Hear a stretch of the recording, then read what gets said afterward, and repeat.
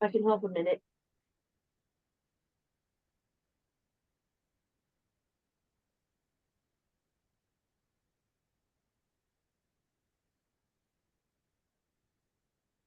Good evening, everyone. We're just waiting for everyone to get settled and come in to our virtual talk, and we will start very, very shortly. It's nice to see so many people here this evening.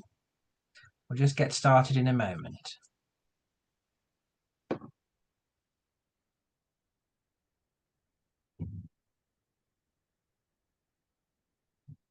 So welcome, everyone. Welcome to the July talk from the English Catholic History Association. My name is William, and I'm the Secretary of the Association. It is my great privilege to introduce our speaker for this evening, Jean Maynard. Since the 1980s, she's been pursuing a very keen interest in local history, with particular emphasis on the history of Catholics and their communities and institutions, be that parishes, schools, religious communities and associations during the 19th and the 20th century. Her work was mainly focused on London, although she has been commissioned by the Sisters of Mercy to produce community histories of their historic convents in Elgin and in Bristol. Past publications include histories of St Mary and St Michael's Commercial Road, St Monica's in Hoxton Square, and Immaculate Heart of Mary and St Dominic's in Homerton. Her latest work is Catholics in London, 1800 to 1850, which is due to be published later this year by Gracewing. And also, she's very kindly addressed us previously at our English Catholic History Association AGM. So we're very pleased to welcome Jean back to speak to us this evening. And so without further ado, I'll hand over to our speaker. Thank you. Okay. Well, I chose as a title of the talk, East End Catholics, a Force to be Reckoned with. I've been explaining to William that I'm a native East Ender myself. I was born in the East End of London, and that is where I live. By East End, for those of you who are not Londoners particularly, I better explain that what I mean is essentially the present-day borough of Tower Hamlets on the east side of the City of London, immediately adjoining the city, plus parts of the borough of Hackney to the north and Newham to the east. The southern boundary of Tower Hamlets runs along the River Thames. Now, this close to the seat of power, there was effectively no Catholic presence in the locality after the Reformation, although sometimes we know about scattered individual Catholics passing through. St Edmund Campion famously wrote his brag in Homerton, part of Hackney, and when Father John Gerard escaped from the Tower of London, he went to a safe house in Spitalfields. There were also some clandestine convents in Spitalfields, one of which was raided in 1613 by orders of James I.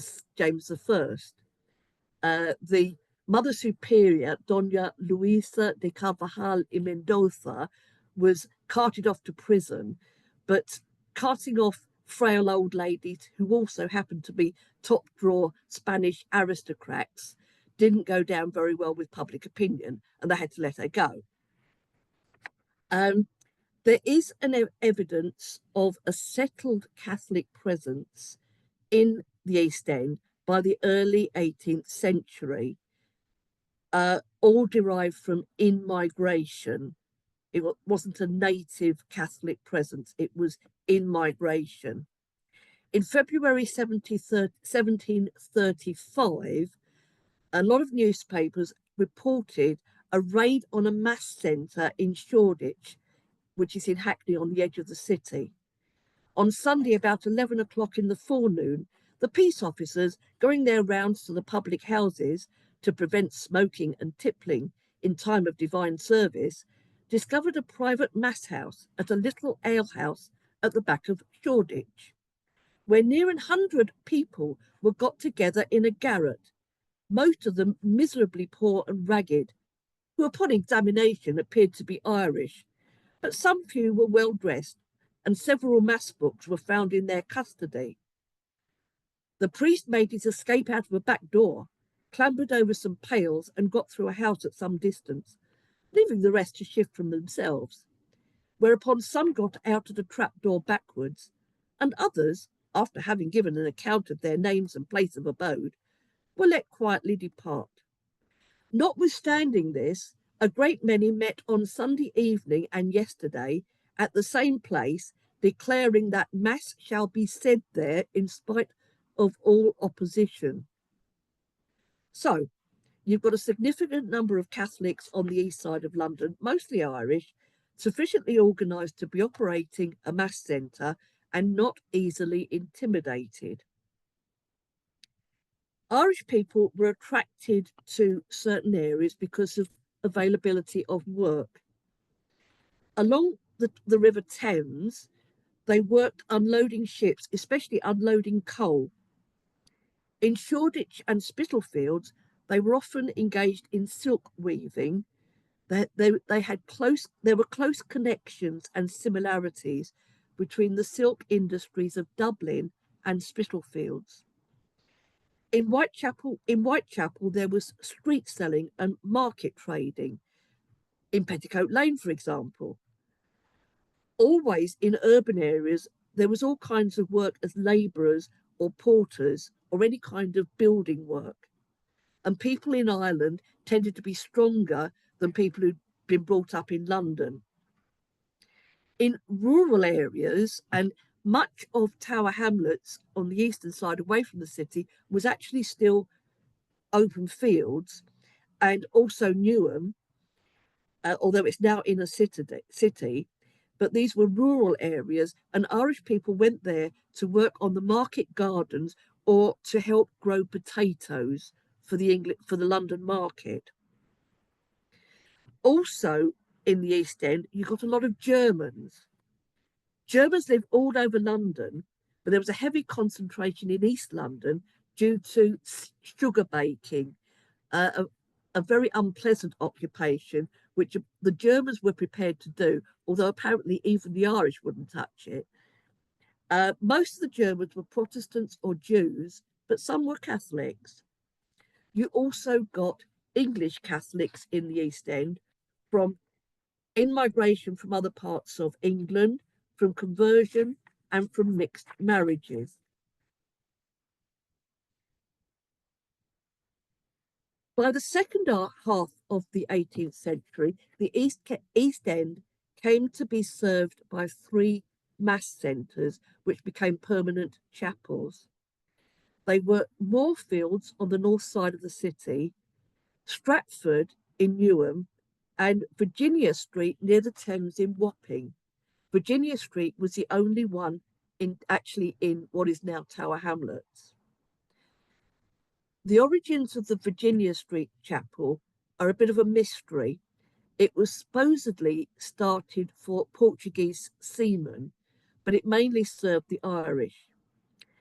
The rector of Wapping, the Anglican rector of Wapping, reported to the Bishop of London in 1766 that Mass was said at the Portuguese hospital, as he called it. In the 1766 returns of papists to the Bishop of London, Wapping and St George's in the East, both parts of Tower Hamlets, reported hundreds of Catholics. Shoreditch reported 1,000. In 1767, an informer got into Virginia Street Chapel during Mass and had the priest, Father James Webb, arrested. He was put on trial before the Lord Chief Justice, Lord Mansfield, and Mansfield got him off. He ridiculed the informer's case and basically instructed the jury to return a verdict of not guilty. Father James Webb was the last Catholic priest to be imprisoned under the penal laws.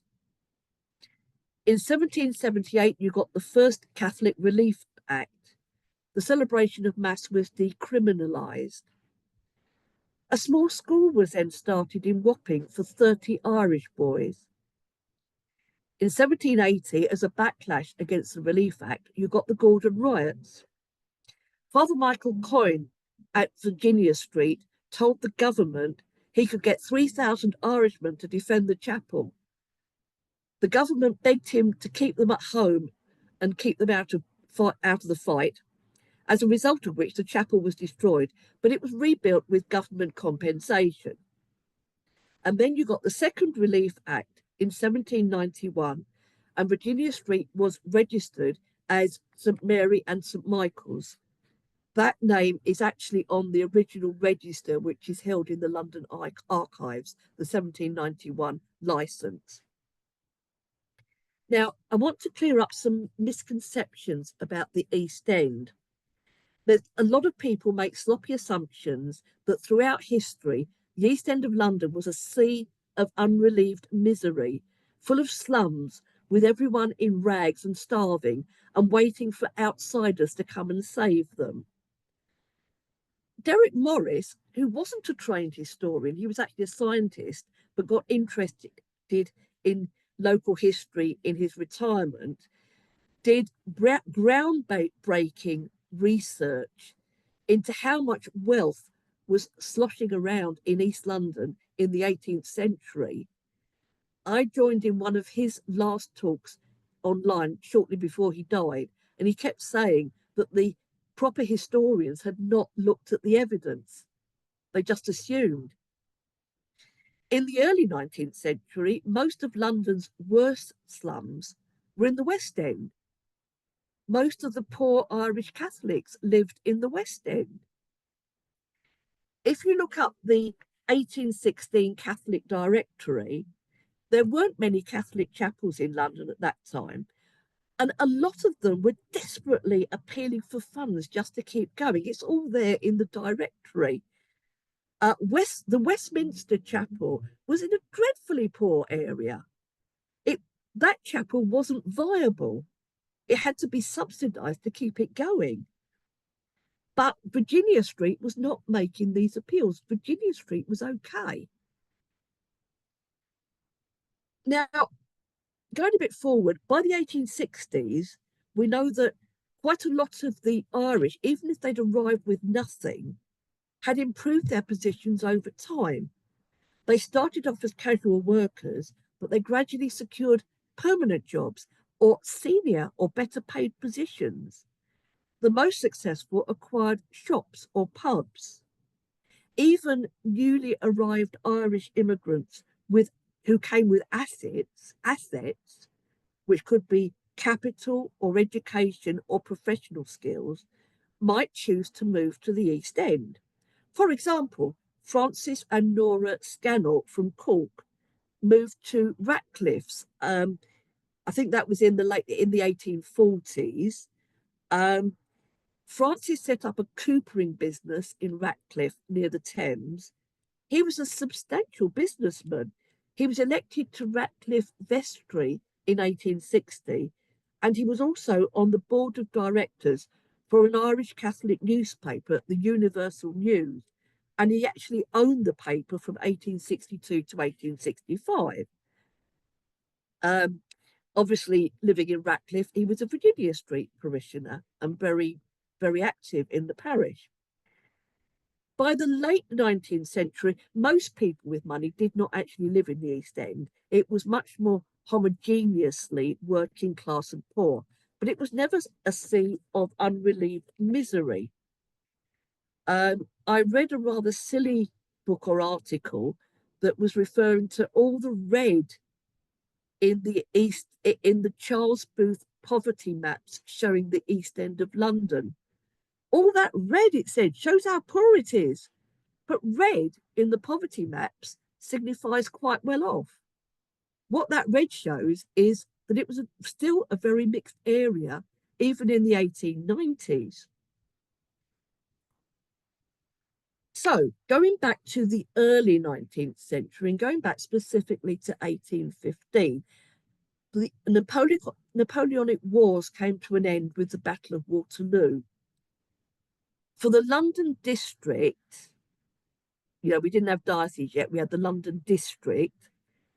A major need was for priestly training. The Vicars Apostolic of London were depending on rich benefactors, and they were trying to recover lost assets from France. A new priest came from a Lancashire recusant background to Virginia Street, Richard Horrobin. Very soon after he arrived, he started the London Mission Fund for priestly training, mass fundraising of tiny amounts from the poor, a penny, a farthing, a halfpenny. Every week, it mounted up and it made a big difference. This was something revolutionary. I'd like to introduce you to some prominent East End lay Catholics. First of all, Marlowe and Polly Sidney were received into the church on the east side of London in 1770 by Bishop Challoner. They didn't live in East London, but there were two Marlowe Sidneys. Their son, Marlowe John Francis Sidney, had a paint business at the Star and Garter Yard on Ratcliffe Highway, and he lived there with his wife, Christina. Christina, in 1814, founded the Society of Charitable Sisters. It wasn't a religious congregation, it was a lay organisation, mainly for women. They did a lot of sewing, and they provided assistance for women while they had their baby, lying in women, as the phrase went at the time, when they were very much in need. From this, they moved to providing clothing for school children and thereby supporting the Catholic schools. The Society of Charitable Sisters was active throughout London, but it was based in the East End. Marlowe JF, was on the Virginia Street Chapel Committee, which was phased out in 1815, but he remained very involved with the schools. In 1818, Marlowe John Francis gave evidence to the Parliamentary Select Committee on the Education of the Poor. He collaborated with Father Horrobin to bring out an English Catholic New Testament in sixpenny parts for sale to East End Catholics to counteract Protestant proselytizing. Some other very interesting lay Catholics were the Lechers. There were two German-speaking brothers from Kurzfeld in Alsace. Both of them ran away from home. Joseph, the elder, ran away first, built up a business in Whitechapel. It was a starch factory, then sent for his little brother William, who was only 10 at the time. So they both settled in London. And William, when he grew up, became very involved in supporting Catholic school projects all over London. He was also the prime mover in getting a German Catholic chapel started in London in 1809. The German chapel was originally in the city. It then moved to Whitechapel. It's still there. It's known as St. Boniface's. It's a modern building now, but it's got over 200 years of history behind it, going back to the Lechers. More early 19th century initiatives. In 1815, George Green, a Poplar shipbuilder, decided to use his money to start a free school for all the local children in Poplar, Anglicans, nonconformists, and Catholics. He wasn't trying to convert them, but they would all be taught to read from a New Testament in the King James Version, as was standard practice in English schools. But the Catholics objected to that. So in December 1815, the Poplar Catholics held a meeting, and quoting from the Orthodox Journal, an early Catholic newspaper, "These poor but honest Hibernians, these worthy sons of St. Patrick, rejected George Green's offer and resolved to set up a school of their own, run on Catholic principles, and each of them was to contribute a penny a week to cover the costs." George Green wasn't the least upset. He was quite sure that their efforts would come to nothing and that the Catholics would end up coming to his school. But that's not what happened. The school that they started is actually still there in Poplar. It's still a Catholic school. In 1822, two Spitalfields workmen, John Ryan and William Purcell, formed a group of friends to club together to buy the Orthodox Journal. It was a monthly at that time, and it cost sixpence, which was a lot for working men. So they would club together and sit in a group to read it. Now, in 1823, Daniel O'Connell started the Catholic Association in Ireland to campaign for the right of Catholics to sit in Parliament. And he said everyone could become an associate member by paying a penny a month. People all over Ireland began contributing their pennies, and it was known as the Catholic Rent. In December 1824, Ryan and Purcell and their friends started going door to door collecting the Catholic rent in Spitalfields. In the process, they quickly discovered large numbers of Catholic children not attending school. So early in 1825, they decided to start a school and use the collection money for that. That school, St Anne's, is also still there and flourishing as a Catholic school. In 1823, a London Catholic library was started, mainly in the East End. Father Horrobin and the Virginia Street people seem to have been the prime movers. And initially, the books were kept at the house of James Luddy, who was the schoolmaster of the Wapping School. The Spitalfields group affiliated to that one.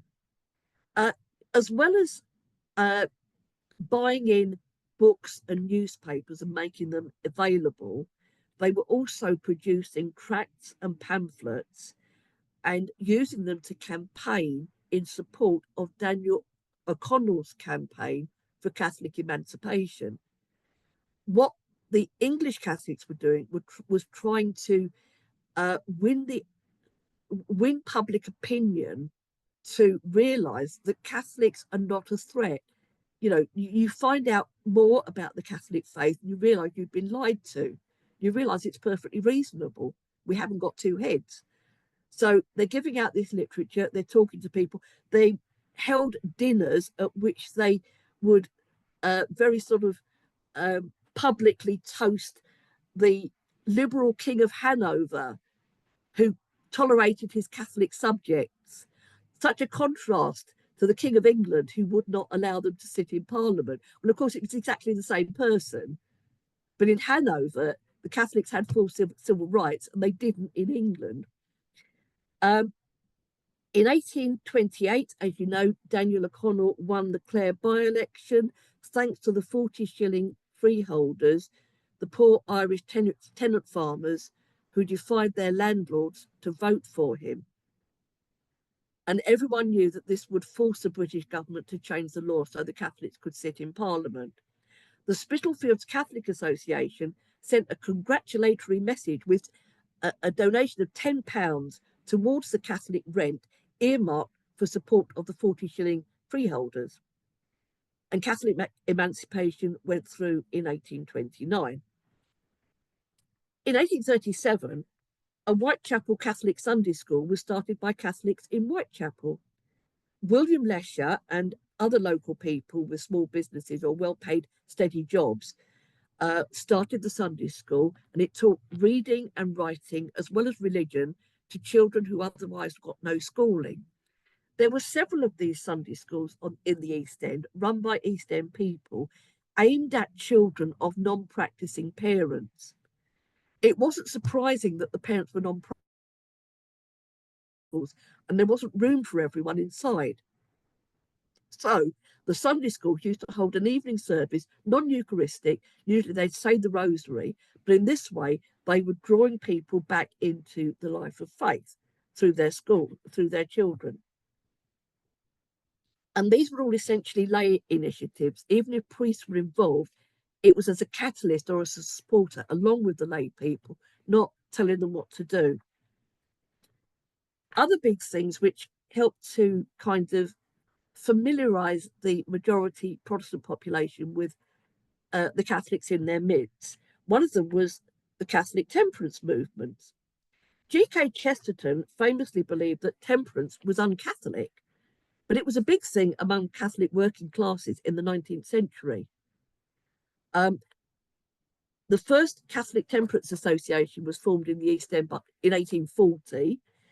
The Irish coal whippers were eagerly involved because they needed legislation to take hiring and paying off of their jobs away from the pub landlords who forced them to drink in order to get work. The Catholic Temperance Association used to join in the big temperance processions through London with their own banners. It enabled Irish Catholics to participate in an important mainstream social movement while affirming their faith and national identity. And in August 1843, Father Theobald Matthew, the celebrated Irish temperance campaigner from Cork, came to London, and he held open-air temperance rallies for a week at Commercial Road, where a site had been acquired for the new St Mary and St Michael's, where it stands today. Big site on Commercial Road, which didn't have any building there at the time. Father Matthew was campaigning there, and he got up to 40,000 people every day for a week. Huge number of Irish, but also a lot of Irish Protestants took the pledge at the hands of Father Matthew, and it was all over the national newspapers, and there was a picture in the Illustrated London News. The East London Catholics managed to build larger churches. You know, in 1850, we got the restoration of the hierarchy, and Cardinal Wiseman became Cardinal Archbishop of Westminster, but he had no cathedral and no really big churches at all. Father William Kelly built St Mary and St Michael's, which is still known as a cathedral of the East End. It really is rather large. It was opened in 1856, and he organised penny collections of all the Catholics to pay for it. The way the Catholic churches were built were you tried to get it finished under a load of debt, but not so much debt that it couldn't be serviced by the regular payments from the congregation. There was a kind of balancing act. If the debt was too heavy, you'd lose a church, but it was always open under debt. But then the parishioners would service the debt and hope to get some large legacies in to start paying off the capital. St Anne's in Spitalfield, another large church, opened in 1855. St Mary and St Joseph's Poplar in 1856. Cardinal Manning, who was Archbishop of Westminster from 1865 to 1892, was very involved with the people of the East End. He believed in having like local neighbourhood churches to bring in the poor. And Tower Hamlets still has a lot of Catholic churches. They're about half a mile apart. It's very helpful when it comes to parish hopping. You don't have very far to go. A big thing that Cardinal Manning started was another temperance movement, the League of the Cross. It was wildly popular among the Irish working classes in London. Now, you may know of Edmund Sheridan Purcell's biography of Manning, the 2-volume biography, which was written deliberately by Purcell as a hatchet job because he didn't like Manning.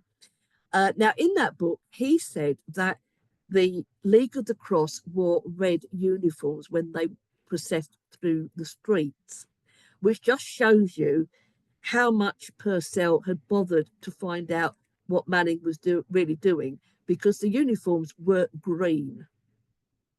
It was a thoroughly Irish movement, and the uniforms were green. Manning's understanding of labour issues is known to have fed into Rerum Novarum and the beginning of Catholic social teaching. And in the great dock strike of 1889, as a lot of people know, Cardinal Manning mediated the strike. He got the dockers tanner for them, their sixpence an hour that they were striking for. And in the first May Day procession banners through London, in the first May Day procession, the banners showed Karl Marx and Cardinal Manning. So there's glory for you. Something that began at the end of the 19th century was the outdoor processions in honour of Our Lady, started by the Guild of Ransom. The Guild of Ransom took a great interest in the parish of English Martyrs, Tower Hill. That's quite near the Tower of London, and the Tower of London is actually in the parish. The Guild of Ransom liked to hold events there and organised pilgrimages to the Tower of London. Now, you need to remember that the Tyburn Convent was not established till 1903. Up to then, if people wanted to do pilgrimages in London in honour of the English martyrs, they went to the Tower of London. In 1892, after Manning's death, the new Archbishop, Herbert Vaughan, decided to do a general visitation of all the London parishes. He wrote to his friend, Lady Herbert of Lee, he was going to start like a wise man from the East. So the first outdoor ransom procession was held at Tower Hill in 1892 to coincide with Archbishop Vaughan's visitation. He was in the presbytery watching from a window as the procession formed up outside and set off. About 2,000 people took part. They were quite nervous. They seriously thought they might be attacked on the street. And in fact, the League of the Cross was out in force protecting the procession. They were acting as marshals and lining the streets to make sure that nobody rushed the procession. They had a crucifix and some banners, but the priests only wore black cassocks. And there was absolutely no trouble. Everyone in the East End loved the Catholic processions. Other parishes started to do them. They started to carry statues. The priests began to march in full vestments. Whenever small groups of fanatical Protestants did try to cause trouble, the police protected the processions because everyone loved them. The practice of setting up street shrines started in Wapping, and all the other parishes took up that idea. You'd actually take your window out and set up a shrine in the window, and there'd be banners all over the street, and so, some shrines might be set up in the street. During the 20th century, more and more, got large contingents of children taking part, all dressed in white, and everyone singing hymns. And it carried on to the 1960s, and everyone loved them. My auntie, who wasn't a Catholic, said all the girls at school were wildly jealous of the Catholic girls who were allowed to walk in the procession. And I talked to an old Jewish lady who said that every time, every Sunday during the procession season, she spent the whole day walking around following the procession. She just loved them. She couldn't get enough of them. And the other thing that you get is the entry of Catholics into local politics through the democratic process. In London, this was quite heavily focused in the East End. You need to bear in mind that elected positions at all levels of government in the 19th century were unpaid. So you had to get people who had the free time, people with a bit of money maybe, or not too much work to do. It started with the first London School Board election in November 1870. Local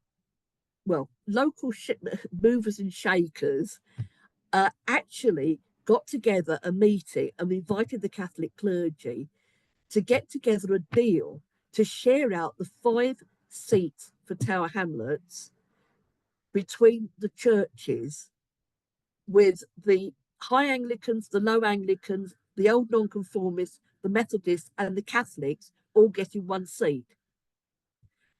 They wanted to get a deal to avoid an election, and because they reckoned that that was fair, because those were the bodies that were so far were providing all the schools. So the Catholics were invited to put forward a candidate, and from that time on, town hamlets almost always returned one Catholic to the school board. Sometimes it was the only Catholic on the school board, because there was this general goodwill, and also there were enough Catholics in the East End to be able to vote them in. And it was the only part of London where the Catholics could actually swing an election under certain conditions.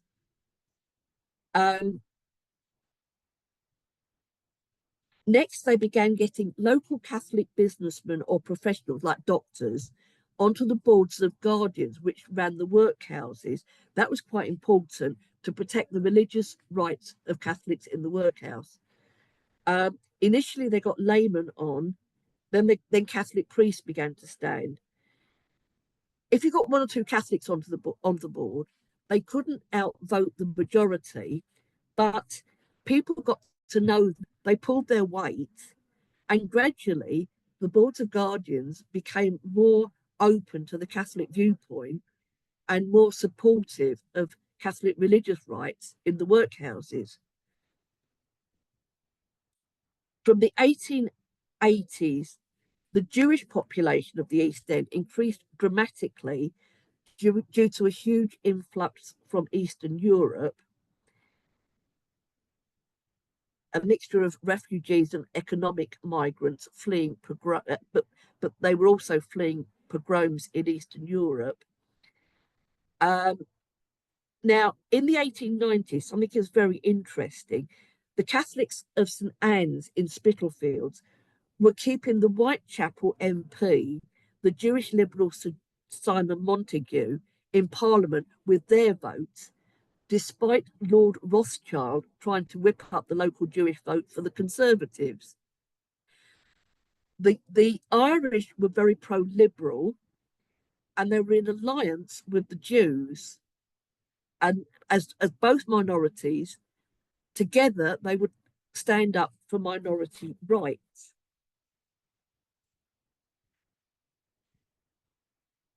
Something else I found out, which is very interesting, John Harris, a Jewish member of the Whitechapel Board of Guardians, had always been very helpful to the Catholics. He stood up for them. And in 1905, the priest at St Anne's wrote to the Duke of Norfolk, asking for his good offices to get Harris made a magistrate. So you can kind of see the politics working. There's an alliance there between the Irish and the Jews. From 1899, you got the borough councils in London. The Catholics were already well known by then to other local politicians and to the electors from their guardians' work. So they quickly began winning seats on the borough councils. 1917 to 18, a Catholic, Dr. Jeremiah Reedy, was mayor of Stepney. Now, it was traditional that you had, once you were elected mayor, you had a civic service at the Anglican parish church. He said, well, okay, we'll have the civic service, but we're going to St Mary and St Michael's.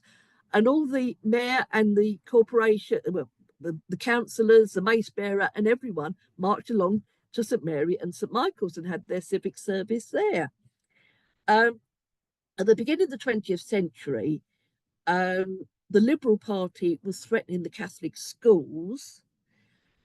But in the East End, the Liberal candidates knew that they had to defend the Catholic schools even against their own party, or they'd lose the Catholic votes, which they were very dependent on. After the First World War, most Catholics switched to Labour. And once again, they were in alliance with the Jews in the Labour Party. The Jews and the Catholics between them, with a few other people like Clem Attlee, who was neither, managed gradually to take over the council. During the interwar period, there were many Catholic mayors in both Stepney Borough and Poplar in the East End. You may have heard of the Poplar councillors' rate revolt in 1921, when the whole of the borough council went to prison rather than pay the rates which were needed to help the unemployed. Several Catholics were among those councillors, including John and Julia Sker. Julia was famous as a suffragette. If you go to the Women's Suffrage Memorial in Parliament Square, the little photos round of people, of suffragettes round the plinth, she's on one of them. John Sker famously, well, unfamously, when Cardinal Bourne condemned the general strike, he was one of 5 Catholic MPs who wrote to him to tell him that he got it wrong. And in 1931, he led a Commons revolt against the Labour government, his own Labour government, because he was Labour, to pass an amendment to an education bill to safeguard the Catholic schools. A few weeks ago, my parish priest asked me, how come one of the streets in Tower Hamlets is called Thomas More Street? I said that was because the Catholics in 1935 controlled the borough council and they decided what the streets were going to be called. I think I've been, that's 45 minutes. Is that, William, should I finish here? It's up to you. If you've got a bit more to say, by all means, go on. I'm certainly enjoying it. It's right, okay, entirely up to you. Okay, fine. Sorry. Yeah, I'll just say a few words. They used there's been a trend among academic historians. I don't know if they got over it yet. They have these trends and they get over it like a rash, you know. But to assume that all Catholics in the interwar period were rabid anti-Semites and pro-fascist, especially the East End Catholics. This was challenged quite convincingly by Thomas Linehan in East End for Moseley. He basically said, no, they weren't. Something we're very conscious of in the East End is that in 1936, at the Battle of Cable Street, when the people of the East End turned out on the streets to prevent Moseley and his fascists walking through the Jewish quarter, the Catholic dockers came up from Wapping to stand with the Jews and fight. They were actually fighting the police. They weren't fighting the fascists. The police had been told to clear the road and they were fighting the police. The police did not win that battle. They had to tell Moseley to go back, to give up on it. The local Catholic clergy frequently denounced fascism from the pulpit. One local chap told me that his uncle had told him that there were loads of Catholics in the fascist party, but only the ones who never went to mass. So I think this idea that, I mean, definitely there was a very strong alliance between the Catholics and the Jews. Of course, there was friction. They squabbled like anything, but basically there was an alliance. And, you know, the idea that the Catholics were anti-Semitic, the local Catholics were anti-Semitic, doesn't really hold water. Now, sorry, the final word I wanted to say was about the picture that I supplied for the English Catholic History Society website. I'm going to ask William to put it up on the screen because not everyone's even seen it, I think. Now, this is a detail from a mural that was unveiled a few months ago, quite near where I live in Sydney Street, it's about the history of Whitechapel and the local area. And quite late in the process, because there was a long process of consultation of local people to decide what was to go into the mural. But quite late in the process, I was asked by an Irish woman to get in touch because she said they've left out the Irish Catholics, and the Irish Catholics were a big local reality. So I got in touch and I was invited to put in my suggestions. And I said, why not include a Catholic procession? And just before, a few days before the mural was due to be unveiled, I was told we've actually got the Catholic procession in, and they squeezed it in between. Now there's Mr. Rinkoff with his collar bread. He's a local Jewish baker. Mr. Rinkoff is not still with us, but Rinkoff's is. It's our only remaining Jewish bakery in my street. Lovely pastries. Between Mr. Rinkoff and up on the top right, you've got the Siege of Sydney Street with the Churchill sending in the army, and in between you've got the Catholic procession. So I was so pleased that they managed to get that in. It's very much part of our local history. Thank you.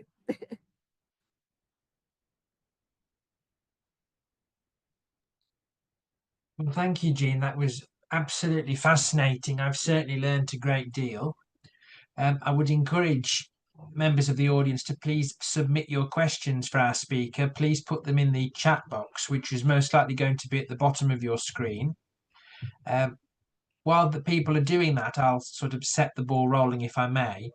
And I wanted to ask you, Jean, I know you've been studying Catholic history in London for many, many years. I mean, what inspired you to get involved? As a local East Ender yourself, what is it that inspired you to start looking into all of these stories that you've researched so much over the years? Well, I was trying to run a parish magazine very unsuccessfully, and someone wrote an article for the magazine, the kind of things you write, saying, I wish I knew what our parish was like before the canal was there. And I thought to myself, because the Regent's Canal runs very near, close by the parish, and I thought to myself, I wonder what it was like before the. So I started kind of looking into that, and in the process, I discovered that our excellent local history society had very little about Catholic history. I mean, they'd collected as much as they could, but a lot of things were not there because no Catholics had bothered to put them there. So I started trying to put them in, and I realised there was a huge gap in the local history because, the East End. I mean, a lot of people say the history of the East End has been really picked over. There can't be anything more to pick over because there's loads about the Jewish history, the working class history, you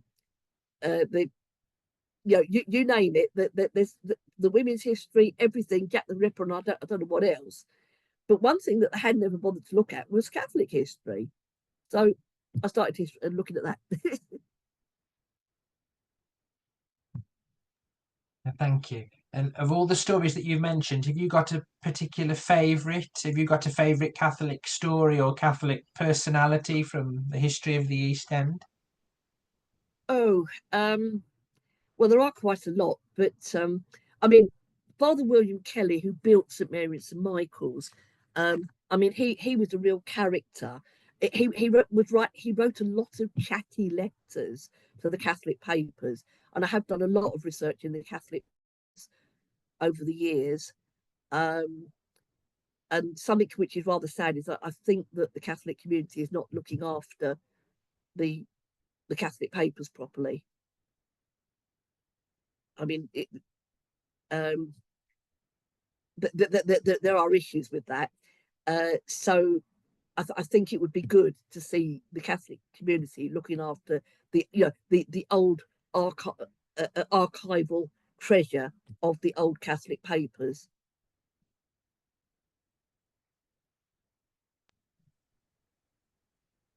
Thank you. We have got a question in the chat box here from Laura Dice, and it says, thank you very much for your wonderful, informative and entertaining talk. She says 1815 seems to be a pivotal year for change in Catholic presence and action. if it was a consequence of Waterloo and the Napoleonic Wars, what about it was impactful in Catholic political and religious practice? Well, the end of the Napoleonic Wars did change things, but um, a lot of things seemed to happen when Father Horrobin came to London, actually. Although, as I say, I think he acted as a catalyst. He wasn't kind of, you know, he wasn't the kind of priest who just sort of told everyone do this, do that, and they sort of ran around. If that kind of leadership ever does really work, but he just seemed to be a catalyst, and he got things going. But some of the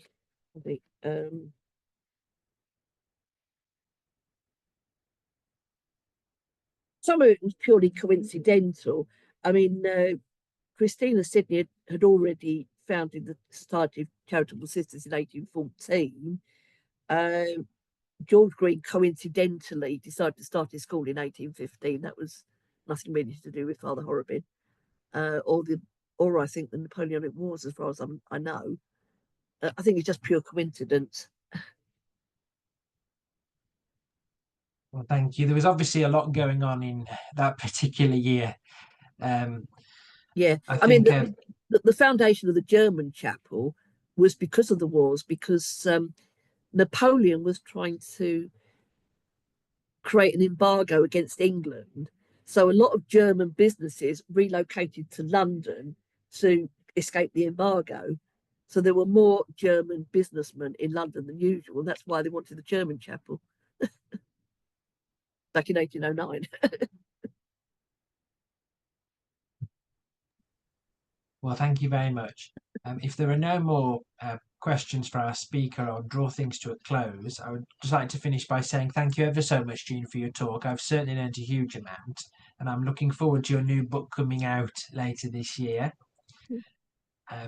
Thank you to everyone who's attended the talk this evening. Thank you very, very much. And a reminder, of course, that we do these talks every month. So please do keep an eye out on the English Catholic History Association website for future talks. If you're not a member, or you know people who you think may be interested who are not yet members, please do encourage them to sign up. The subscription is currently a mere £11, and that money goes towards supporting our monthly talks on the Catholic history of England and Wales. So thank you ever so much to everyone for attending, and I will bid you all good night. Thank you very, very much. Good night.